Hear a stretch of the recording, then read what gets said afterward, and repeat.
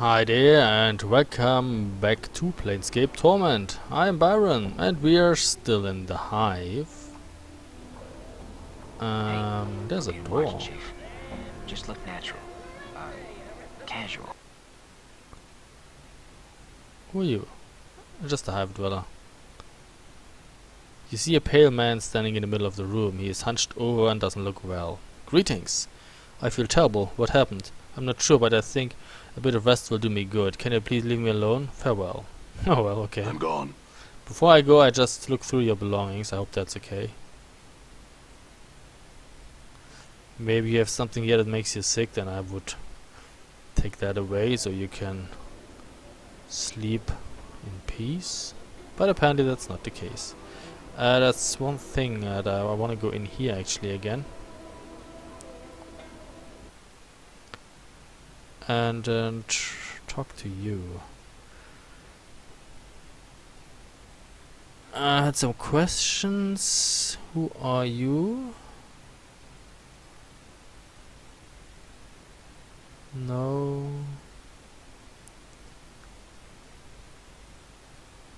Ah, okay. Oops, I didn't let it slide this time. Phineas blinks. Your appearance seems to sink in at last. I withdraw my most inappropriate comment, especially in light of a recent assertion of dominance and physical superiority in this social situation. Thank you. What are you doing here? Well, it is quite an epic tale, you see. I was born here in Sigil. 3 hours later?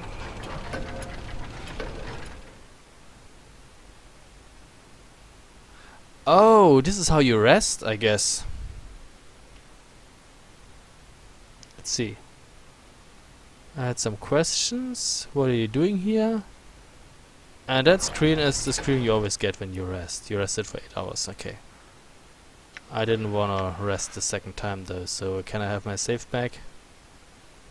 There should be a quick save. Thank you. I'm gone.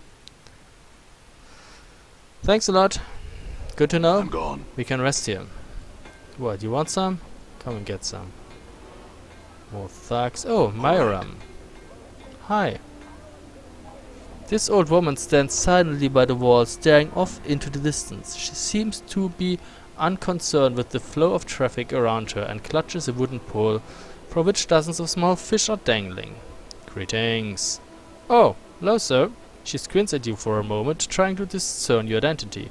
Oh my, yeah, I was thinking you're one of my regular customers. She proffers her fish pole. Tuna, sir? Mackerel? Sea cucumber?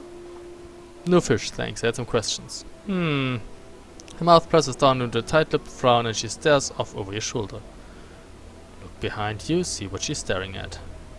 You can see nothing of interest behind you. As you turn back to her, you catch her looking at you. She looks away quickly, resuming her staring off into the distance once more. What? Do I look familiar to you? Goodness, no. She pauses for a moment. Aye, you do. Have you seen me before, then? I think, ye or a man with your very likeness, sir. It was so long ago. Tell me. Well, sir, you see, me sight's not so good now. It was back then, neither. But I thought I saw you walking past with a small group trailing along behind you. You mean, like, now? What did these people look like? It's hard to say, sir. It was so long ago and you walked by so quick-like. But I remember now the way you held your head up. There was a woman following you, trying to stop you, to get you to turn around and speak to her, but you pushed her away. What happened then? Beautiful woman she was, looked so sad, so angry all at once. She stood there for a moment and followed along behind you just the same, hustling to catch up. You said there was a group. Who else was there? She shrugs. There was at least 2 other gentlemen with you, sir.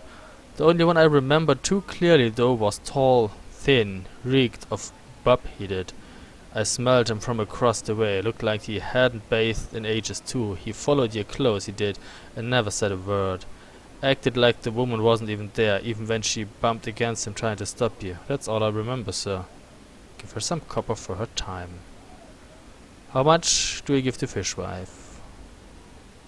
We give her 20 coppers. She stares at the heaping handful of coins for a moment, as if unsure what to do.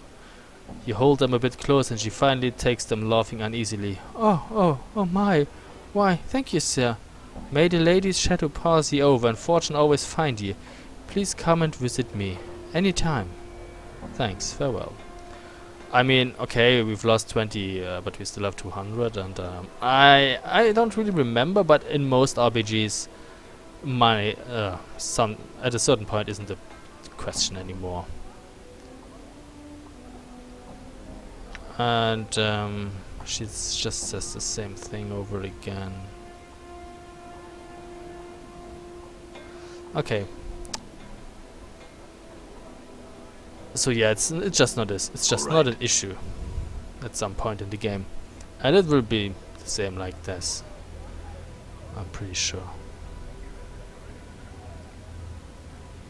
Done. Can I? What is that?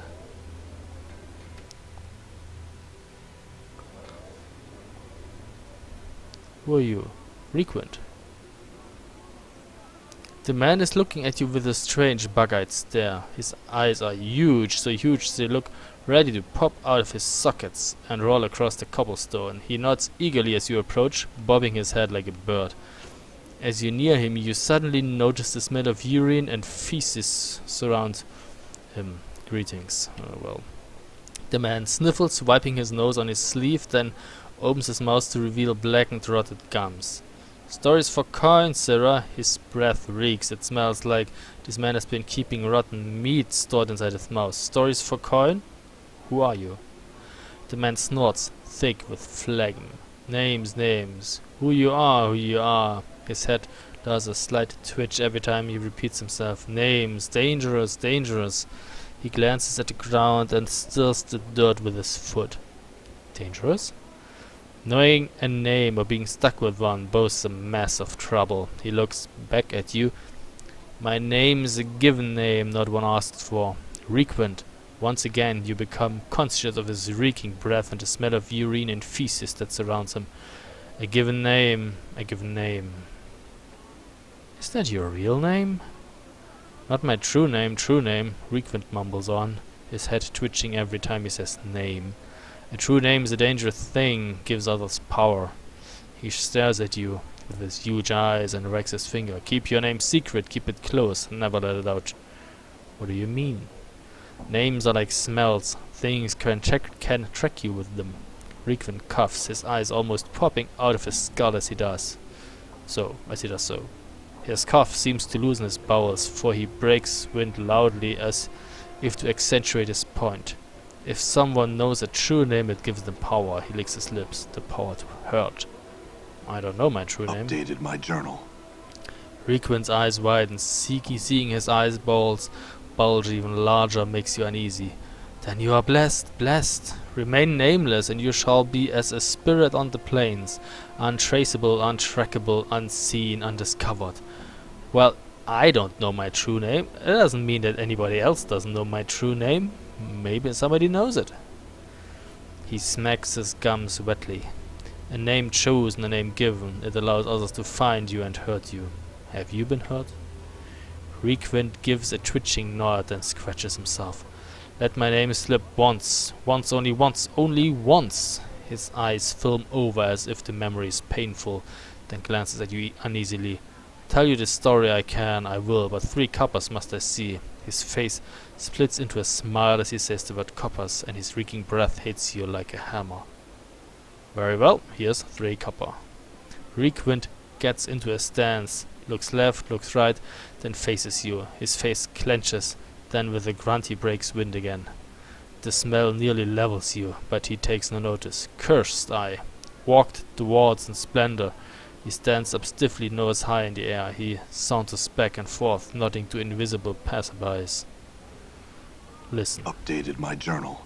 Requint freezes, his arms akimbo, crossed paths with a crossed one. Had the looking of a pumpkin, his seeds, curses. Requint then thrusts his belly out so as to appear fat, slicks back his hair with his filthy palms so he looks almost bald, and begins drumming his fingers on his fat belly. He then walks about, circling the spot where his stuffy upper-class persona used to be. All a jumble with curses this one was. With a sneer, a careless gesture, Requint tosses an invisible curse at his stuffy persona. Knew my name, let it slip ahead, I had all it took it all.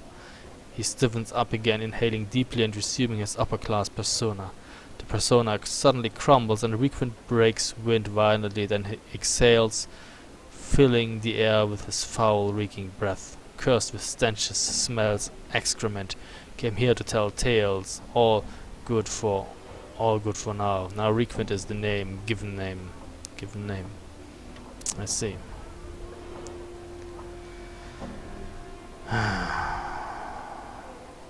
So if you ask what happened to you,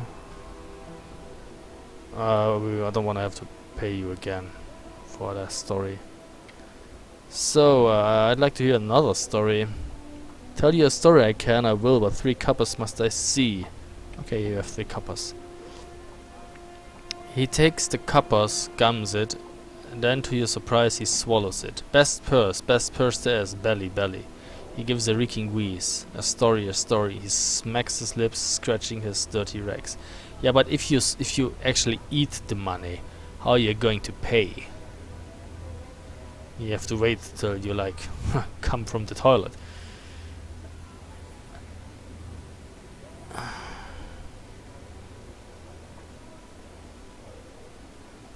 I'll wait for him to choose a story.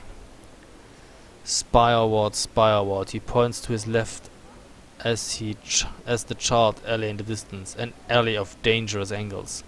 He bends his limbs in a twisted parody of one of the skeletal buildings, not always angled, not always burned and charred, once alive, no longer. Flames, fire. He flings his head up in the air, then waves them to simulate flames. The alley burned, great smoke, ash everywhere. In the end, only skeletons of buildings left. Bones of dead buildings. Angles, everywhere angles. Updated my journal. He hunches forward, his voice a whisper. Again, the stench from his body hits you like a wave. Dangerous now. Bad men have set up their keep there. He bows, then breaks wind in quick spurts like a bugle blowing. That is the tale of how the street becomes an alley of dangerous angles. How did the fire start?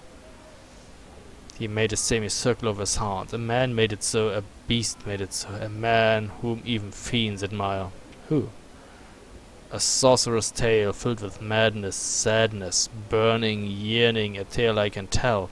I will, but 3 coppers must I see. He hisses, then cackles in a way that reminds you of a fire burning. A dangerous tale. Very well, here are 3 coppers. A sorcerer there was. No simple hedge wizard was this, but the mage of power. Requint brings his hands together reverently, then smiles evilly. He burned with the art, and the art burned him. The name given him was Ignis, a name respected, then feared, then hated, then punished. Requint gives a rattling wheeze, then claws the air and hisses, apparently imitating Ignis. Taught by one of the last great magi, Ignis was, and as an apprentice Ignis learned much and nothing at the same time. Requint shakes his head sadly. In his heart, his coal black heart, a fire blazed. It burned, and it hungered. Requint claws at his chest as if in pain probably. As it hungered, Ignis hungered. It was his wish to see the plains burn. In the night, Requint hunches down and begins to slowly stalk in the direction of the alley, a mad grin on his face. Ignis came to the alley that was to be the alley of angles, and the fire in his eyes, the fire in his heart, both he let out. Requint points at the alley, then flings his arms in the air, silently screaming and laughing at the same time. Agonizes scotchery, huh? And a few fireballs to boot, I guess. Flesh ran like wax, people like candles, and Ignis laughed. Requint crumples to the ground, his body racked with imagined pain. And evil was done and forgotten not. He He stands up, then hunches over, looks left, looks right, then starts mumbling as if secretly in a conference with someone. Something was to be done, to be done. He stands up stiffly, his face resolute. A punishment was decided. All the hedge wizard, midwives, rune tellers, copper pinching witches, all the manner of magelings, they came, all, even those with the smallest trace of the art, to punish Ignis. Separately there were flies. He makes a buzzing noise between his rotten gums. Together, dangerous, dangerous. He hums, then raises his hands. Caught Ignis, granted his wish. He swirls his hand as if casting a spell. He wished to burn, they granted it, using his own desire to fuel the casting. They made his body adore to the plane of fire. They intended to kill him. Kill him. Updated my journal. Failed. Failed. Requint breaks wind again as if to accentuate the failure of the wizards. Ignis lived, only slept. Blanket of flames, flames turned in his sleep as he burned. Never happier, never happier. He shuts his eyes, wraps his arms around himself and turns slowly. Burning. Ever burning. His eyes suddenly snap open. One day he will wake, and then the plains shall burn. An unfortunate tale. I had some other questions. I'd like to hear a story. Okay, here you have 3 coppers.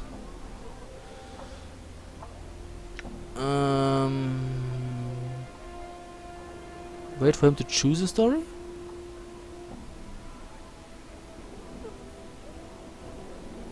No, we already had that. Thank you. Oh, I have to pay 3 coppers again. Ah, doesn't matter. I want to hear the story of a man who came to this city without name or memory and spoke with the cursed storyteller who warned him of the danger of names. Requint stops, twitching and scratching for a moment and stares at you. That tale costs nothing, for it is worth nothing. And it is worth nothing that it would be a sad tale indeed. Nevertheless, I would hear it. Where would such a tale begin? Requint grunts, then gives a reeking wheeze that makes your eyes tear up. He seems to be thinking. It would begin with a man waking up in the mortuary, believed dead, but in truth only his memories are dead. Requint nods, then studies you and starts scratching himself violently as if to give himself scars. Dead, but not dead. No memories, no name. He escapes the mortuary, enters the hive, and speaks to a man who lets his true name slip once and has regretted it. Requint seems hypnotized by your words. Yes, much danger in naming. Perhaps, he pauses, perhaps the man to whom the nameless one speaks is a warning to the danger of names. He seems to chew this over. Perhaps he who has forgotten his name is better off? Is he? Is it better to suffer the truth with all its consequences, or is it better to remain ignorant? Which of the two men is better off? Requint gives a hacking cough, then spits the spittle green and wet. Then spits the spittle green and wet. Then he turns back to you. It is your question, your tale. He speaks slowly. It is you who must answer it.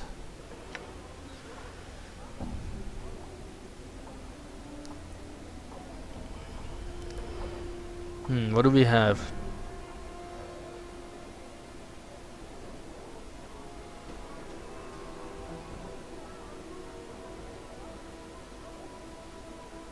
Again, this is the point. Even if the man has forgotten his true name, that doesn't necessarily mean that nobody else knows it. So I'd say the man who knows his true name is better off, for he knows himself and is a stronger person for it. What, did I just get XP? Yep. Requint mulls this over, licking his lips. He begins to nod slowly, then mumbles under his breath, as if debating with himself. Eventually it turns back to you. That is a tale with a moral that tells the teller's moral. He coughs and spits another phlegmily glob onto the cobblestones. A tale that will answer itself in time. In time.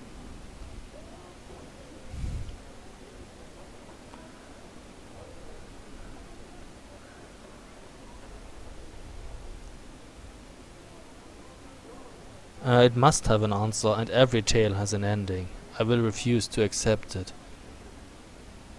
I will refuse to accept it any other way, okay. We gained an item, okay. Requint scratches himself for a moment, nodding, then reaches into the folds of his robe and flicks you a coin. For such a tale, a clipped coin, he sneers. No more, for the tale's not finished. A fair price. Okay. What can you tell me about this area? The hive, a tale I can tell, I will. Yes, a tale about the hive? Fuck it, I already had that, goodbye. So, what did we get? A clipped copper piece. This copper piece has been clipped. Most of the copper has been shaved off, no doubt to still keep the appearance. It is a coin, and allowing the clipper to use the shaved copper to make another coin. It is worthless. So, what do we have here? More thugs. I'm gone. And that actually seems to be an exit grid to the alley of dangerous angles. I wanna go there. I'm gone. Requint. Alright. I'm gone. We can't go down there. Oh, what? Iron Knolls. Who are you? Stop. This broad-shouldered woman is shuffling about amongst the huge beams lying on the street. She kicks at the beams with iron-shod boots. Every once in a while she bends down and wrenches a nail from one of the boards with her bare hands. She holds each one up, appraising it, then drops it into a leather sling bag. Greetings. She straightens up, hearing your approach. She's smiling politely, but from her stance and the way her hand rests close to the hilt of her weapon, you can tell she's ready for trouble. You notice one of her eyes has a milky film over it. That's close enough, Cutter. What do you need from me?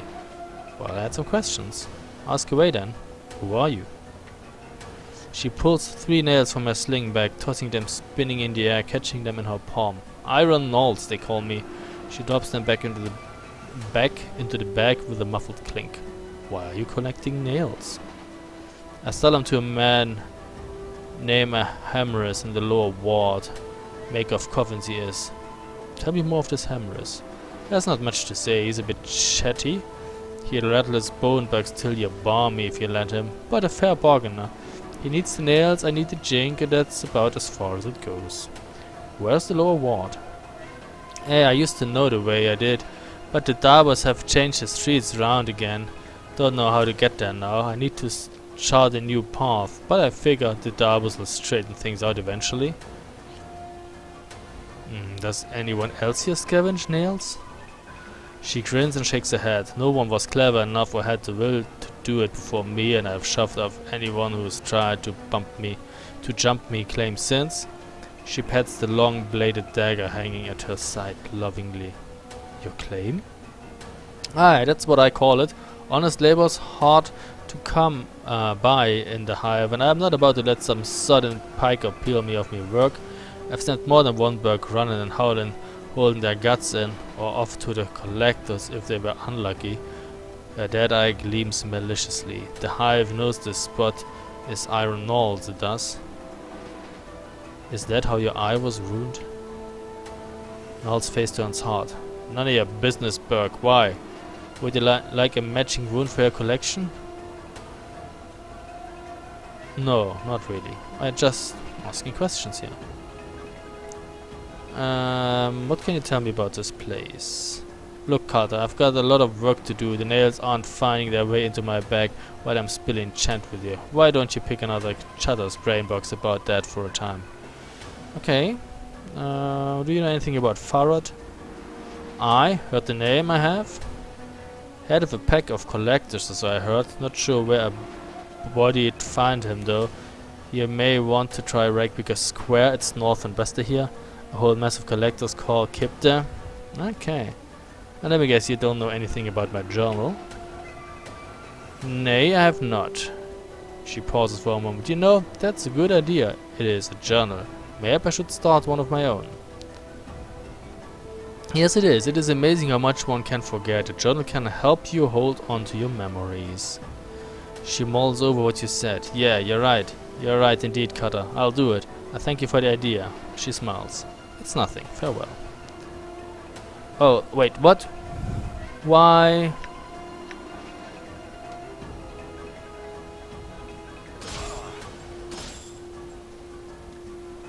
How many more of those do I have to kill? Are you happy now? Done. Ooh, I got my 3 coppers back. All right. That means... Oh no, everybody please. No, close. Where was it? Here. Done. Did you drop anything? Yes, you did. Ooh, and 2 more coppers. Yay. Who are you? Laborer? Craddock. What the fuck? Goa. Let's talk to Craddock. You see a huge man watching the area with a tight-lipped frown and narrowed eyes. He is hunched slightly as if bearing a heavy load on his shoulders. The unpleasant smell of sweat and dirt wafts from his clothes. Greetings! The man glances down at you, his frown deepens. Aye? What are you sniffing around here for? You, Craddock. Mayhap. He studies your face as if trying to recall you. If I am, what be it to you?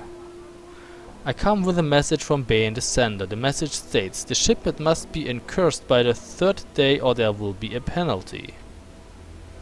By the hells! Can they be such fools that they think we can miracle it there? Alright then, your message has found its way to the right ears for all the good it will do. What's the problem? Look around here, Craddock nods at the laborers in the marketplace and scowls. These laggards on half-wits can barely keep up with the load as it stands, and now it needs doing in half the time? Do you need any help? I'll tell you what I need. All my men to show up for work. Jailer's gone missing since this morning and I need him back now. Jailer? Where did he go? That half-bred goat is probably passed out on the street somewhere by the smoldering corpse, when he should be here helping us, worthless sod. Well, I could find him for you? Oh, you could do that. Craddock squints at you. And now why would you do that? Well, you need the help, don't you? It doesn't sound like you can spare the time to go looking for him, and there's work to be done. Craddock is silent for a moment and nods. Aye. You find Jella, you tell him to drag his worthless bub-ridden hide here. I'll pay you for your trouble, he frowns. When you found him. Now get. You said he's likely by the smoldering corpse. Where's that? Updated my journal. It's south and east of here. Head through the southeast gate, then head east for about a block. It's got a mess of drunks outside, can't miss it. Jella is most like somewhere around there. Alright, I'll look for him. Farewell. I wanted to look at my journal too. Oh, I have to go back to Bane the Sender. And we have to remove Requint from his remove the curse from Requint, so to say. A fat balding man who favors dressing in orange lives in the upper ward. Find Jeli for Craddock. Okay. And journal-wise, Craddock's missing one of his workers, a drunkard by the name of Jeli. He said he's most likely wandering around the street outside the smoldering corpse bar. We got the story of Ignos and the story of dangerous angles. This is how Requint was cursed. And the Vermin Control Inspector. And the Barking Wilder. That was quite a few weeks ago that I did that. And I'm back to Fell. Okay. I tell you what, we will. Done. Watch, Chief. Just look natural. Casual. What? I didn't quite understand what you said. You were too low. Your voice was too low. So we will call it a video here and continue the next one. So thank you very much for watching and see you soon. Bye.